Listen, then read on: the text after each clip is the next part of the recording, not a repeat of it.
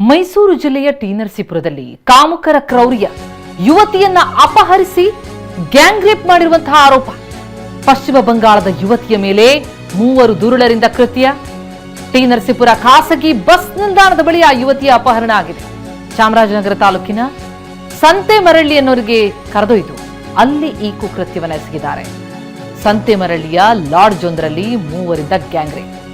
ಯುವತಿ ಕೊಟ್ಟಂತಹ ದೂರಿನ ಮೇರೆಗೆ ಈಗ 3 ಆರೋಪಿಗಳನ್ನ ಬಂಧಿಸಲಾಗಿದೆ. ಕಿರಣ್, ಕಿಶೋರ್, ರಿಯಾನ್ ಬಂಧಿತ ಆರೋಪಿಗಳೆಲ್ಲರೂ ಕೂಡ ಟಿ ನರಸೀಪುರದ ನಿವಾಸಿಗಳು.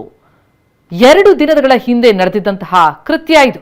ಯುವತಿಯನ್ನ ಬಸ್ ಸ್ಟಾಪ್ ಬಳಿಯಿಂದ ಅಪಹರಿಸಿ ಲಾಡ್ಜ್ಗೆ ತೆಗೆದುಕೊಂಡು ಹೋಗಿ ಅಲ್ಲಿ ಅತ್ಯಾಚಾರ ಎಸಗಿರುವಂತಹ ಆರೋಪದ ಮೇಲೆ ಕಿರಣ್, ಕಿಶೋರ್, ರಿಯಾನ್ 3ರನ್ನು ಕೂಡ ಬಂಧಿಸಲಾಗಿದೆ. 3 ಟಿ ನರಸೀಪುರ ನಿವಾಸಿಗಳು ಅನ್ನೋದು ತಿಳಿದು ಬರ್ತಾ ಇದೆ.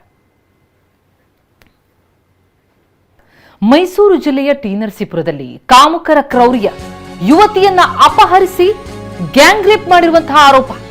ಪಶ್ಚಿಮ ಬಂಗಾಳದ ಯುವತಿಯ ಮೇಲೆ 3 ದುರುಳರಿಂದ ಕೃತ್ಯ. ಟಿ ನರಸೀಪುರ ಖಾಸಗಿ ಬಸ್ ನಿಲ್ದಾಣದ ಬಳಿ ಆ ಯುವತಿಯ ಅಪಹರಣ ಆಗಿದೆ.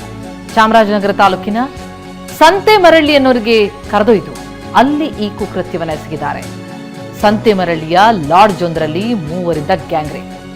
ಯುವತಿ ಕೊಟ್ಟಂತಹ ದೂರಿನ ಮೇರೆಗೆ ಈಗ 3 ಆರೋಪಿಗಳನ್ನ ಬಂಧಿಸಲಾಗಿದೆ. ಕಿರಣ್, ಕಿಶೋರ್, ರಿಯಾನ್ ಬಂಧಿತ